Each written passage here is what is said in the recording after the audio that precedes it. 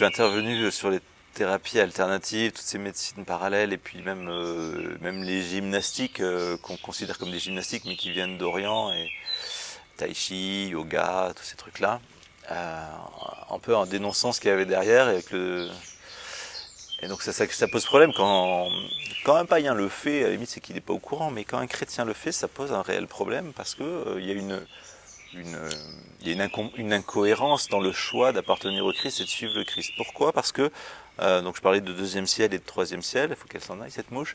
Deuxième ciel, troisième ciel, en fait c'est quoi ce deuxième ciel? C'est-à-dire qu'il y a un premier ciel, le premier c'est celui que vous voyez là, c'est le ciel créé, donc les nuages, tout ça.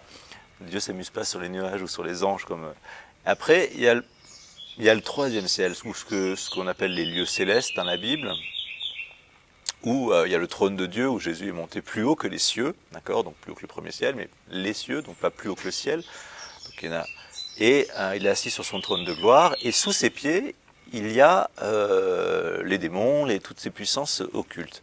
Ça veut dire qu'en dessous, et c'est ça qu'on appelle le deuxième ciel, il y a l'aspect occulte du monde spirituel, d'accord. Donc vous avez le premier ciel qui est la création, le troisième ciel qui est le lieu de la gloire, là où tous les élus sont et les anges sont et le trône de Dieu. Et puis il y a dessous cette zone spirituelle qui est le monde occulte. Et quand vous allez chez un magnétiseur par exemple, vous allez faire quoi? Vous allez puiser une énergie dans le deuxième ciel pour chercher la guérison. Quand vous allez voir un sorcier en Guadeloupe ou n'importe où, ou à La Réunion, ou enfin dans ou même dans le Périgord, ou même partout quoi. Il ne faut pas aller très loin pour en trouver aujourd'hui.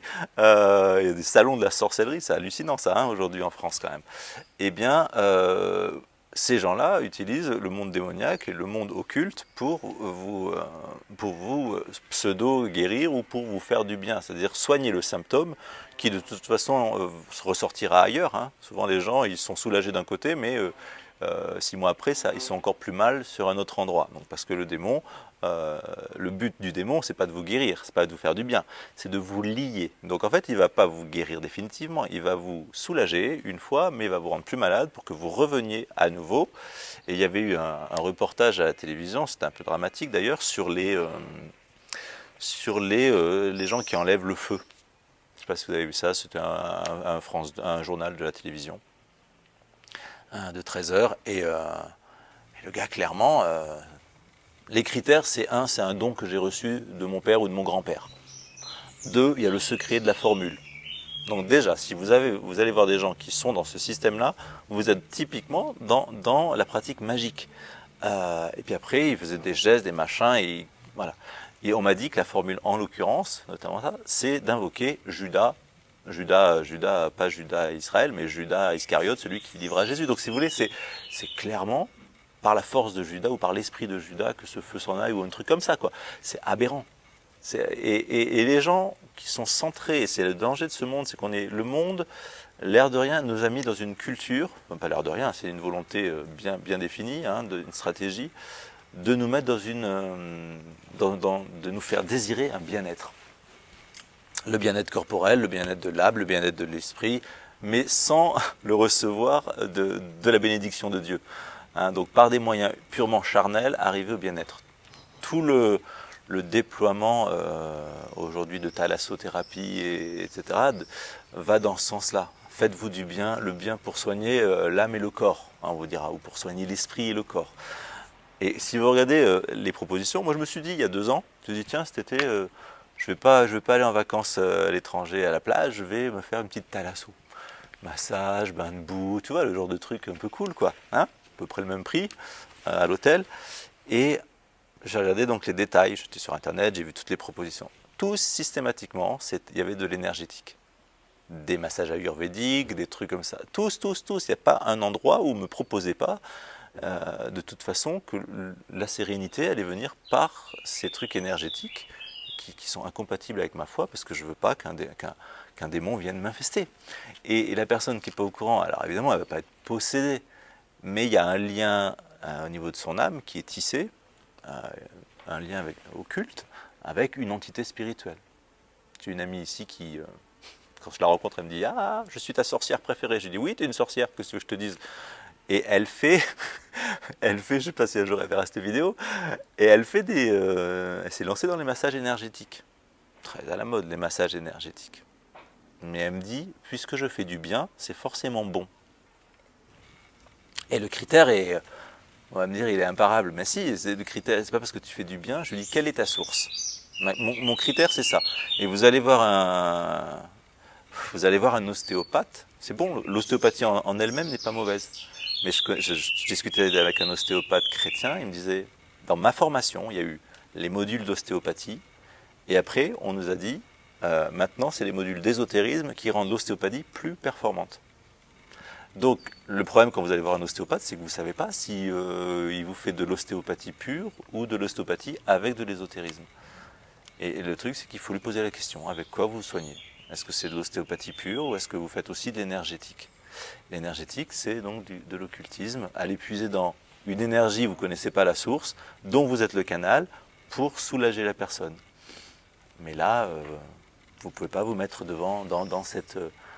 en toute cohérence avec votre christianisme, avec votre appartenance au Christ, vous ne pouvez pas, soit c'est l'Esprit Saint qui vous donne la plénitude de votre être et de sa bénédiction, soit vous mangez à tous les râteliers, quoi. Un peu d'esprit chaman, un peu d'esprit... du moment que ça me fait du bien, c'est pas mauvais. Du moment que ça vous fait du bien, si c'est l'Esprit Saint, c'est bien. Si c'est pas l'Esprit Saint, cherchez dans l'Esprit Saint votre plénitude, mais pas dans un autre esprit, vous voyez. Et aujourd'hui, il y a une espèce de... C'est difficile, hein, parce que quand vous en parlez, même en rassemblement charismatique, de personnes dites convaincues, vous, après coup, là, à La Rochelle notamment, je me suis fait harceler, quoi. Il dit, ouais, vous n'avez pas le droit de dire ça, je suis pas d'accord avec vous. Je lui dis, madame, c'est pas parce que vous n'êtes pas d'accord avec moi que je vais revenir sur ma position. Vous convertissez-vous. Je sais pas. Bon, je suis pas prétentieux en disant ça, mais pour le coup, il y a beaucoup de vidéos, et notamment nous, chez les catholiques, il y a un père qui s'appelle le père Verlinde, qui a été très loin dans l'expérience bouddhique et le zen avant sa conversion, et qui parle très bien de ces choses-là, de manière un peu très absolue, mais justement, où il a fait plusieurs sites pour avertir les gens de ce qui se passe. Hein. Alors, il appelle plus ça le corps astral, et bon, etc. Il a d'autres terminologies, mais bon, quelqu'un qui veut pas voir, il veut pas voir. C'est-à-dire que là, il y a vraiment une soumission à... Mais je crois qu'il y a un renoncement à soi derrière. Le chrétien qui veut pas entendre ça, c'est quelqu'un qui cherche finalement son bien-être, vous voyez, et qui refuse quelque part en lui les angoisses, les situations de persécution, l'inconfort que parfois et que normalement l'Évangile provoque de temps en temps dans notre vie. Puisque si vous vivez chrétiennement, vous êtes en confrontation avec l'esprit du monde. Donc vous êtes la lumière que détestent les ténèbres. Un chrétien actif, quoi, dont la foi est proclamée et réveillée, Satan le déteste. Et Jésus le dit, s'ils m'ont persécuté, ils vous persécuteront. C'est-à-dire que la lumière, la ténèbre ne supporte pas la lumière. D'accord ? Donc il y a toujours ce combat entre l'esprit du monde et l'esprit du royaume de Dieu, d'accord ? Et l'Esprit Saint. Sauf que la victoire, elle appartient au Christ, et on est dans cette victoire. Mais un chrétien est toujours un poil à gratter pour le monde. Hein, on est d'accord. Et même du coup, ce combat, il peut être aussi dans notre chair. Quand Paul dit « j'accepte de grand cœur les souffrances, les persécutions », quand Paul prie pour que, par 3 fois, il prie pour que Dieu lui enlève cette écharpe dans la chair en 2 Corinthiens 12, il dit, voilà, parce que ça, comme si c'était un empêchement à sa vie chrétienne, à sa plénitude auquel il aspirait, à proclamer l'évangile. Et Dieu lui dit, ma grâce te suffit, ma puissance se déploie dans ta faiblesse. Et Paul dit à ce moment-là, alors je mettrai mon orgueil dans ma faiblesse. L'anti-monde, quoi. Nous, on met notre orgueil, enfin nous, non, mais l'esprit du monde, c'est mets ton orgueil, sois performant dans ta force, quoi. Sois fort, Nous, notre force, c'est d'accepter qu'on soit faible, qu'on puisse être atteint par la maladie, qu'on puisse être atteint par les faiblesses, mais de proclamer dans cette faiblesse une puissance surnaturelle qui n'est pas celle d'un deuxième ciel, mais qui est celle du Saint-Esprit qui nous a été donnée. Et c'est par cette seule puissance qui anime l'Église qu'on peut être témoin de son évangile avec une parole d'autorité et agir au nom de Jésus, comme c'est le mandat de l'Église, pour opérer des signes et prodiges qui accompagnent la prédication. Vous voyez. Mais ça demande ça demande d'accepter, pour vivre ces choses glorieuses, je pense qu'il faut accepter dans sa chair une part de souffrance. Hein, la chair s'oppose à l'esprit et ça provoque nécessairement en nous une part de souffrance qu'un chrétien ne doit pas fuir. Le christianisme n'est pas un paratonnerre par rapport à la maladie, à la souffrance du monde. Il y a des chrétiens qui fuient la souffrance. La souffrance n'est pas voulue par Dieu, mais elle fait partie du monde dans lequel on vit. Et nous la traversons comme le Christ, à la suite du Christ, par la puissance de sa victoire et de son Esprit Saint.